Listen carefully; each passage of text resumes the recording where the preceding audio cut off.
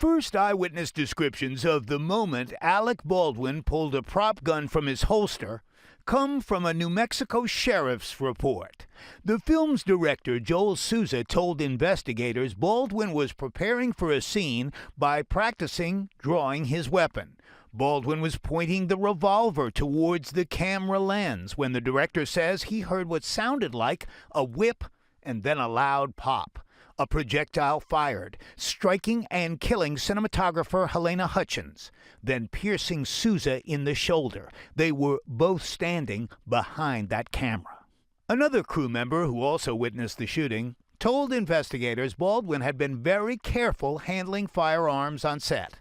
A vigil in New Mexico over the weekend honored Hutchins' life and work. I would have been lucky to have ever done another movie with another person like that, or with her, and I don't get to. It sucks. Still, so many questions about how this happened. The sheriff's report said the gun was one of 3 prop guns set up by the armorer, Hannah Gutierrez Reed.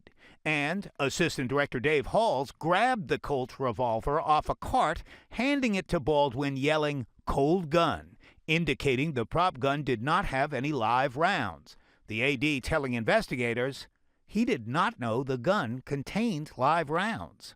As armorer, Gutierrez Reed was responsible for preparing those prop guns. One of the actors in Rust told ABC News Gutierrez Reed was always very professional on set and took her job seriously. But a member of the camera crew describes safety concerns on this set. One crew member insisting the issue of gun safety had been brought up by the camera crew and brushed off repeatedly by producers. The film's production company responding in a statement that they were not aware of any official complaints concerning weapons or prop safety on set.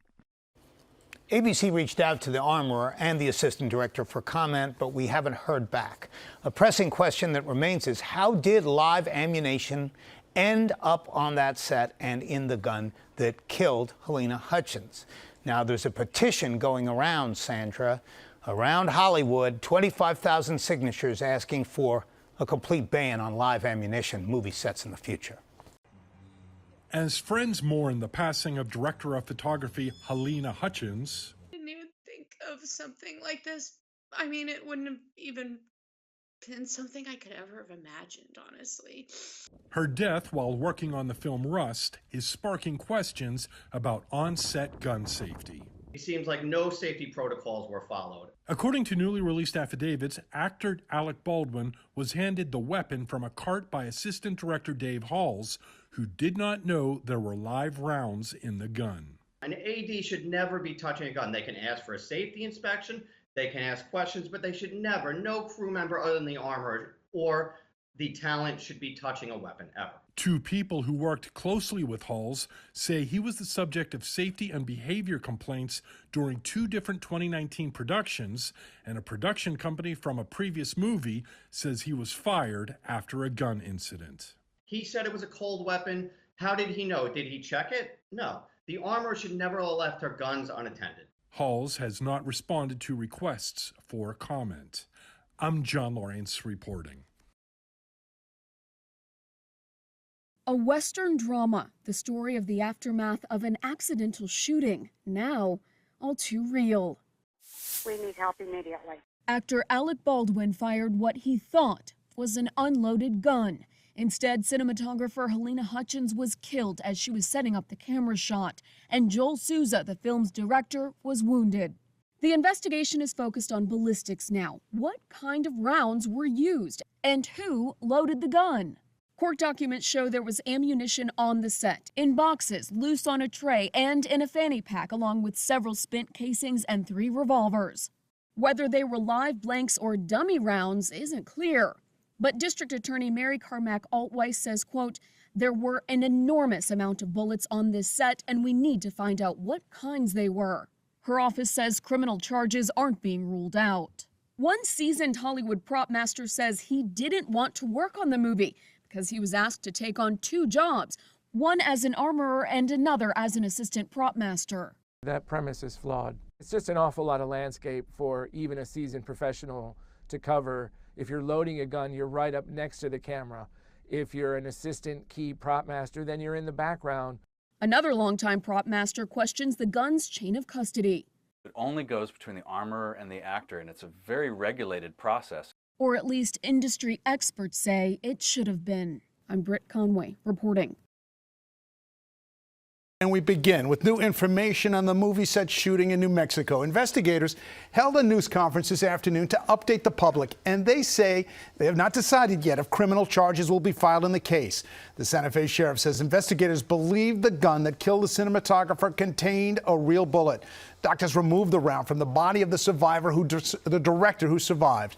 Investigators also collected 3 guns and 500 rounds of ammo from the set. Well, police say Alec Baldwin fatally shot Helena Hutchins last week while they were rehearsing for a scene for the movie Rust. Entertainment reporter Sandy Kenyon is here with more on what investigators revealed today. Sandy. Liz, Dave, authorities today left open the possibility Alec Baldwin could face criminal charges in connection with that deadly shooting.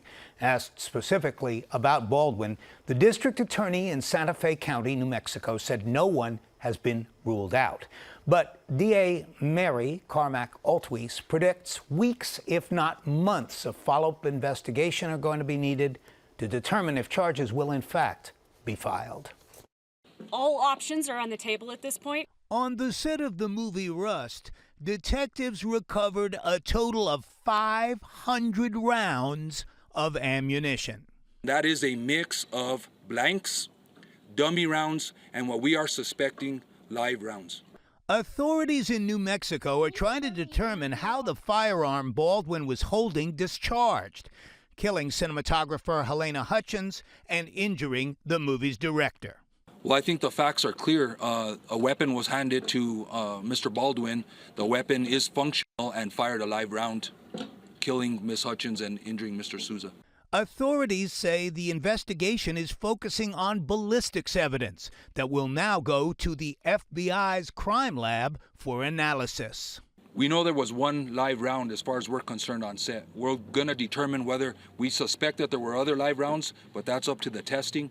But right now, we're going to determine how those got there, why they were there, because they shouldn't have been there. Sheriff Adon Mendoza confirmed there is no video footage of the shooting. Investigators are looking into who handled the gun before it was given to Alec Baldwin. According to a police report, Hannah Gutierrez Reed, the person in charge of weapons on the set, prepared the gun. Then Assistant Director Dave Halls handed it to the star, which experts say is not standard procedure. But DA Mary Carmack Altwies stressed the investigation is still in its early stages. There is a bridge, and it will take many more facts, corroborated facts, before we can get to that criminal negligence standard. The sheriff said 16 people were in the vicinity of this tragic accident. 90 to 100 total were on set, and the DA said no one, including Alec Baldwin, is in the clear right now, though the sheriff added Baldwin has been cooperating with investigators. Sheriff Mendoza also responded to stories crew members were using live ammunition as target practice before the shooting. He said his department is investigating that and asked anyone with information on this to call his office. Mendoza, as you saw at the head of Eyewitness News, complained there was complacency on this set. I'll explain at 5 o'clock. The investigation into the fatal shooting on the set of Rust zeroing in on key individuals. There's 3 people that handled the firearm prior to the death of Ms. Hutchins. Those people will be interviewed, are the focus of the investigation, and nobody's been cleared as of yet. Actor Alec Baldwin, who fired the gun that killed the film's director of photography Helena Hutchins and injured director Joel Souza, recently seen in these TMZ photos with his family, keeping a low profile in Vermont. Assistant Director Dave Halls, who told authorities he handed Baldwin the gun during that rehearsal, and armorer Hannah Gutierrez, who was in charge of weapons on the set, according to investigators. All key to determining how a live round got on set. That's going to be the million-dollar question, is how a live round ended up in the revolver that Mr. Baldwin fired. An affidavit for a search warrant for the prop truck where the guns was stored on set revealed that Assistant Director Halls acknowledged he failed to fully check the firearm when Gutierrez handed it to him, saying Halls could only remember seeing 3 rounds. He advised he should have checked all of them, but didn't. We're going to continue the investigation. We'd like to do some follow-up interviews with Mr. Halls and get some clarification in exactly what he meant by that statement. The warrant also shows that Gutierrez told investigators no live ammo is ever kept on set.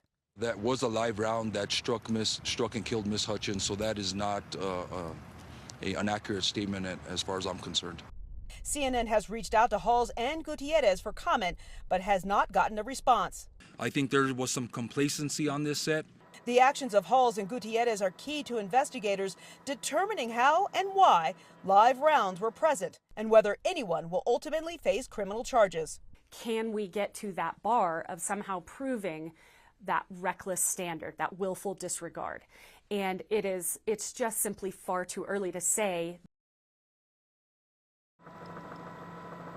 October 2021, Alec Baldwin was rehearsing on the set of Rust in remote New Mexico. Seemingly just another day in the life of a megastar with 4 decades in show business. He's handed a real revolver as a prop and told it's safe. Then an unexpected gunshot. One female shot the chest. Hours later, cinematographer Halyna Hutchins was dead. Another crew member injured, and the film's production in chaos. Baldwin's involvement in the shooting and alleged safety concerns on set suddenly thrust into the spotlight. Flash forward 2.5 years later.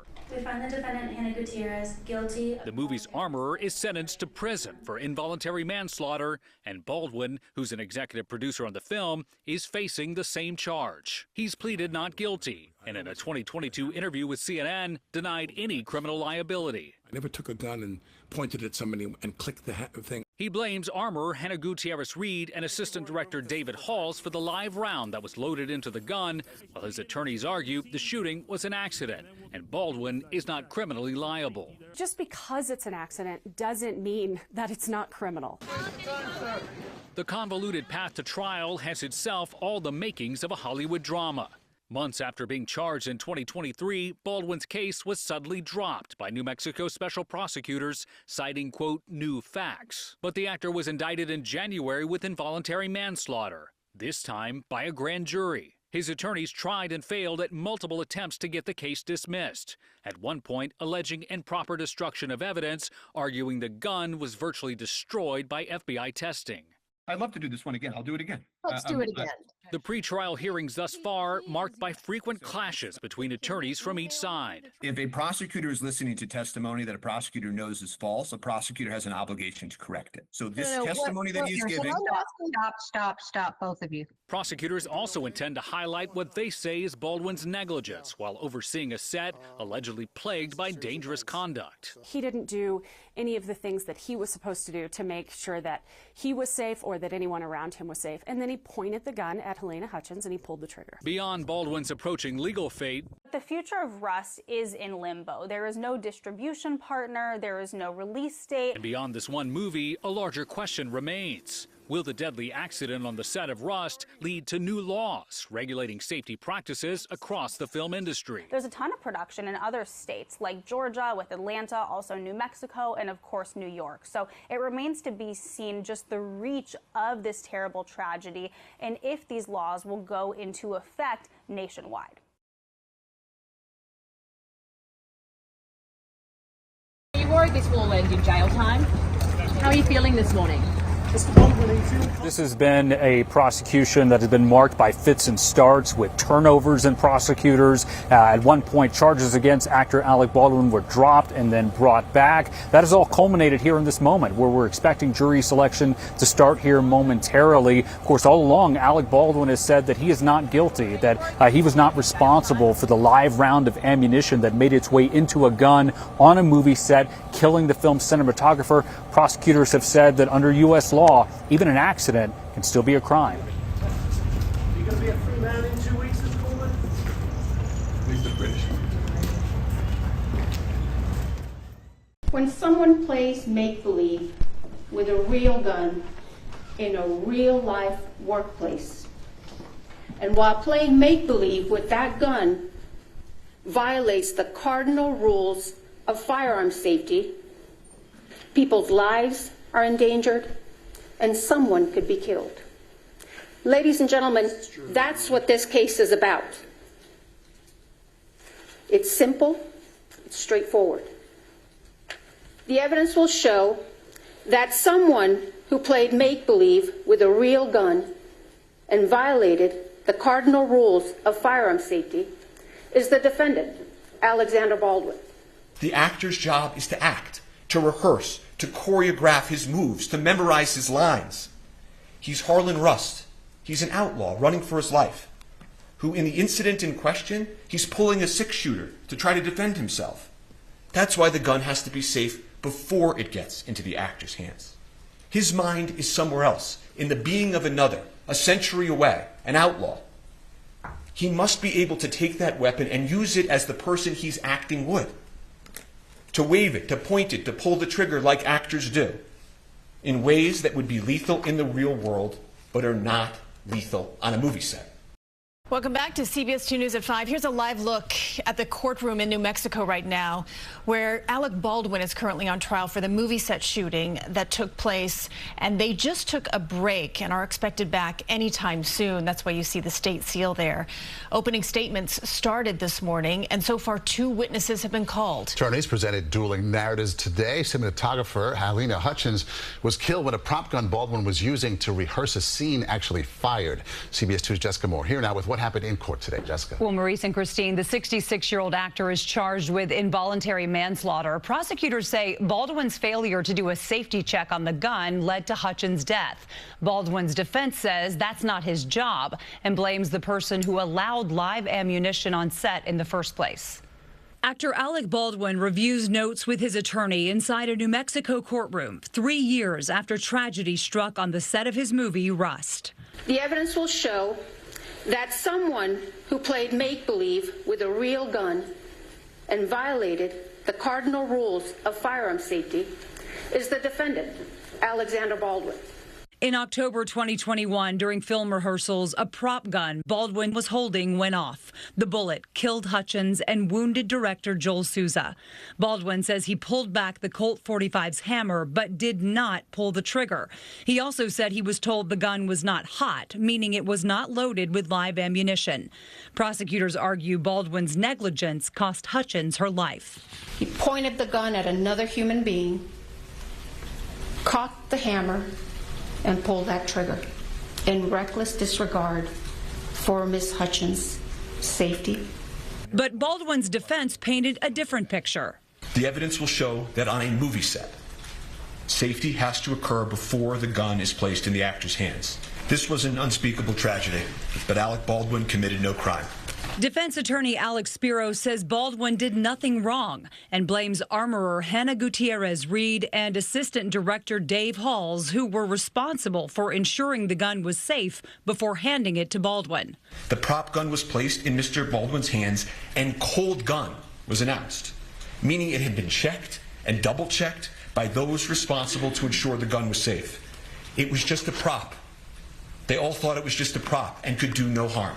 Prosecutors say Baldwin knew Gutierrez-Reed was an inexperienced armorer and should have done his own gun safety check before rehearsing the scene, a scene the defense played in court to show that Baldwin was following protocol.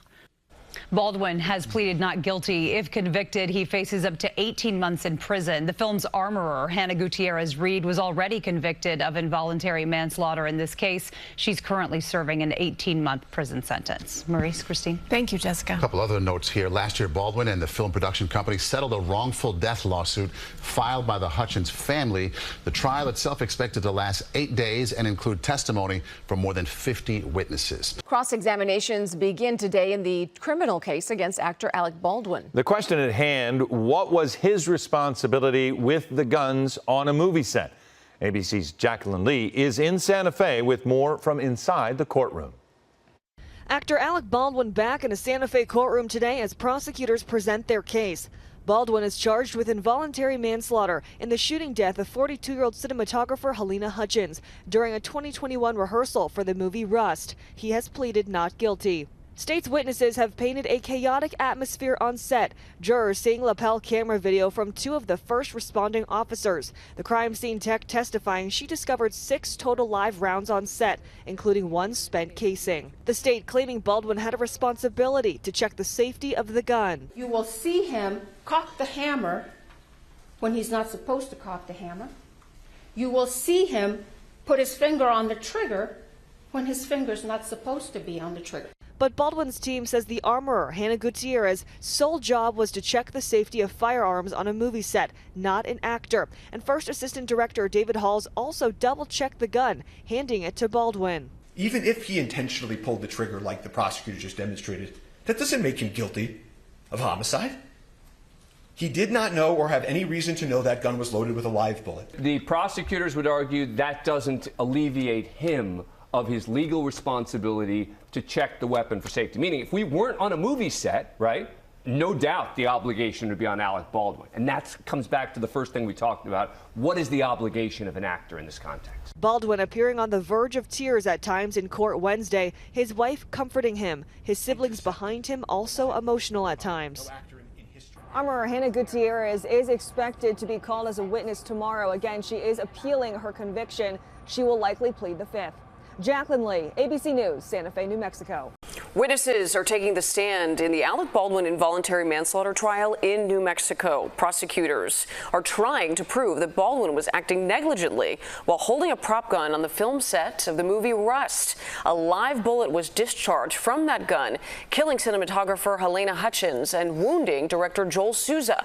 On the second day of witness testimony, jurors heard from a crime scene technician about whether she could determine how a live round made it onto that movie set. I do not have any physical evidence to show where the live rounds originated from. There is zero evidence in this case that Alec Baldwin brought a live round onto set, correct? Correct. There is zero evidence in this case that Alec Baldwin loaded that live round into that gun, right? Correct. If convicted, Baldwin faces up to 18 months in prison. Rust armorer Hannah Gutierrez Reed, who was serving 18 months in prison for her role in Hutchins' death, was called to testify on Friday, but will not cooperate. So the judge in Alec Baldwin's trial has dismissed the jury for the day, as the defense team has now filed a motion to dismiss the case, actually accusing the prosecution of not disclosing evidence. The jury didn't hear any testimony on day 3 of Baldwin's involuntary manslaughter trial. Now, the actor has pleaded not guilty, as you know, and he insists that he didn't even pull the trigger on that gun in question. The convicted armorer, as you know, for that movie Rust, Hannah Gutierrez Reed, is expected, though, to possibly take the stand Monday if testimony does resume. She's currently serving an 18-month sentence for failing to properly check and secure that gun that killed the cinematographer Halyna Hutchins. Jacqueline Lee is outside court in Santa Fe as things are sort of happening now in real time once again. Also, our legal contributor and trial attorney, Brian Buckmeyer. So, Jacqueline, let's start with the newest piece of news here, and that's Baldwin's team asking the judge to dismiss the case. So, what happened? Yep, that's right, Kira. There's a lot going on right now. So the day kicked off with the defense arguing that the state purposely withheld evidence. So what happened was, after Hannah Gutierrez, the movie's armorer, after she was found guilty of involuntary manslaughter, there was a Good Samaritan who turned in ammunition to police, saying that this ammunition was supposedly on the set of the movie Rust. What the state did was that they actually filed this supplemental report. This ammunition was not placed with the rest of the evidence from the movie shoot. And so before this trial even kicked off, the defense team of Baldwin, they said, give us all of the evidence. So the state did not turn over this ammunition. And so that is the basis of this entire argument to dismiss the case, is the defense is saying we had a right to evaluate this ammunition.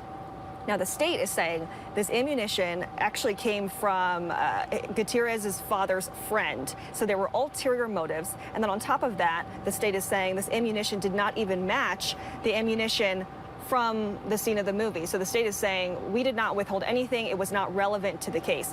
Now, what is happening right now is, so the judge dismissed the jury, told them to come back on Monday. And the judge now has to decide if she wants to dismiss the case or not.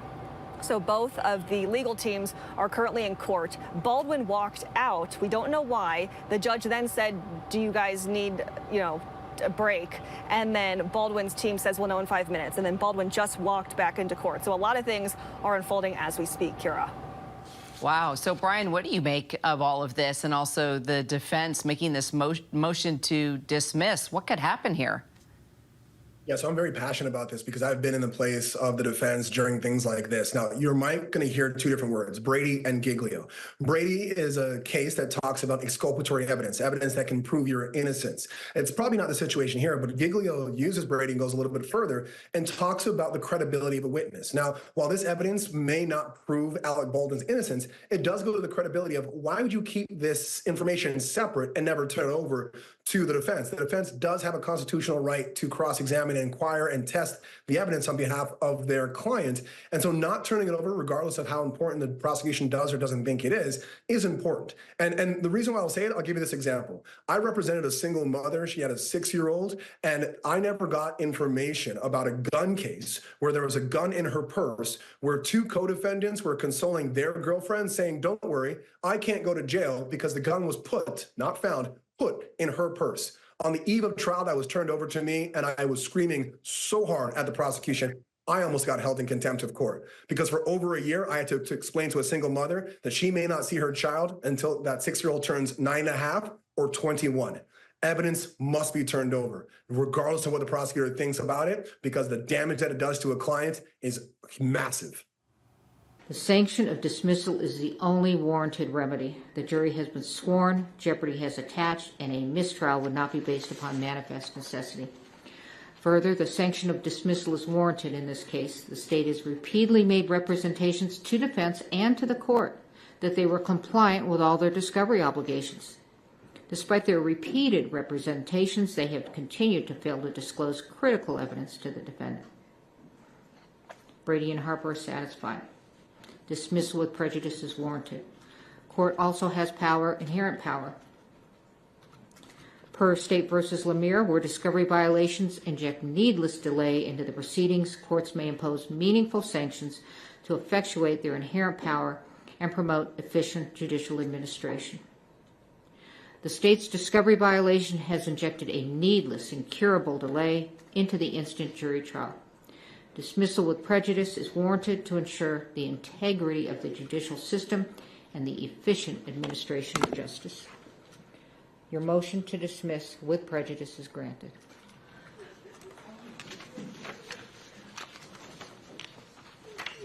Now, with respect to the jury, I don't imagine you all want to return on Monday. I will take care of the jury. Thank you, Ron. We are in recess.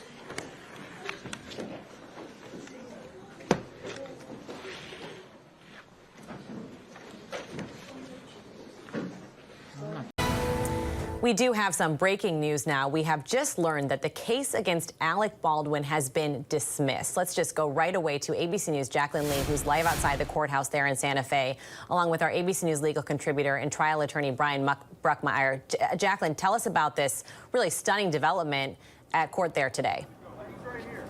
That's right, Elizabeth. This has been a day full of twists and turns, but ultimately just a few minutes ago, the judge decided to dismiss the case with prejudice, saying the state withheld evidence. Now, all of this centered around this box of ammunition, and I do actually, just to add some color to this, the second the judge ruled that this case was dismissed, you saw Alec Baldwin burst into tears. He started hugging his defense team. His wife behind him was sobbing. They started hugging, so you can only imagine the amount of relief that he is feeling. Now, again, this all centered around a box of ammunition that was turned in to law enforcement after the film's armorer, Hannah Gutierrez, was found guilty of involuntary manslaughter. Now, what happened was when that box of ammunition was turned in, it was not filed with the rest of the evidence from Rust. So before trial, when the defense demanded every single piece of evidence be turned over so they themselves could do their own investigation, the state did not turn over that ammunition.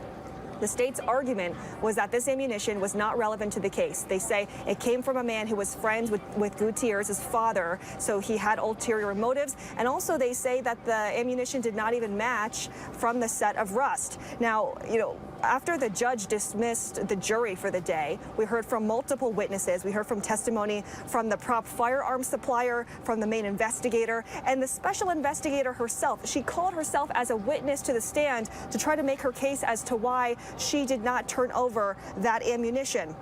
And then during that testimony, it comes out that the other prosecutor, Erlinda Johnson, resigned today during a break because she did not believe this motions hearing should have been public. So, Elizabeth, I mean, just every twist and turn today from this case. Yeah, really surprising change of events here. And Brian, you predicted this just on our air in the last hour. Talk about exactly why we got this dismissal. What was the revelation that kind of led to this turn of events? So it all just devolved. And at first I was talking to Keira Phillips and even Phil Lipoff and just saying, hey, this seems bad, but maybe just a slap on the wrist. But as it continued, it was like a train wreck that just kept getting worse and worse and worse. Even with the special prosecutor taking the stand and believing she could talk her way out of it, she admitted that this was Brady. She admitted that she knew about the report. And even in the first trial, that of Hannah Gutierrez, that certain issues didn't come up and that should have alerted her. But this dismissal, and let me be very clear, a dismissal with prejudice means that the prosecution can't bring back this case. It's done. It's over. Alec Baldwin is the equivalent of not guilty, as if the jury had decided the prosecution hasn't proved their case.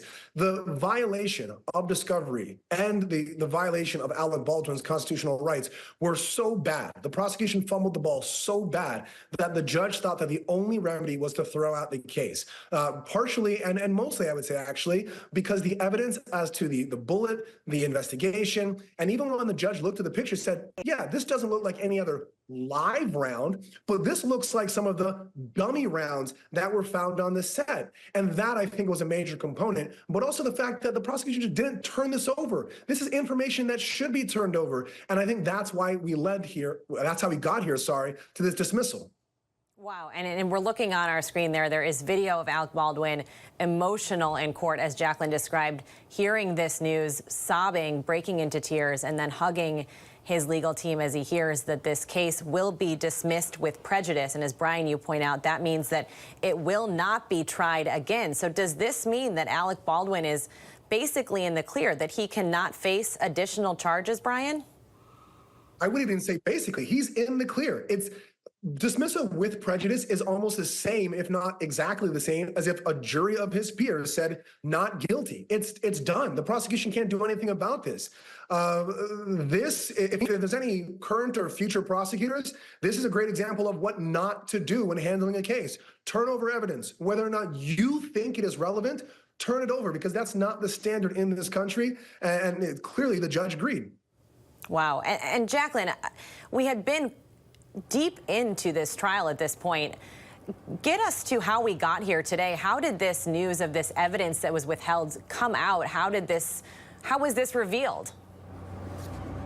So, you know, that's the interesting part about this, is because you have to remember, Hannah Gutierrez had her trial before this, and that's basically the blueprint that Baldwin's attorneys were able to watch. Now, this is actually what the prosecutors were arguing earlier today, is they were saying that they argued the defense knew about the box of ammunition the whole time because it was in a piece of discovery, but the argument at hand was that the ammunition was not physically handed over.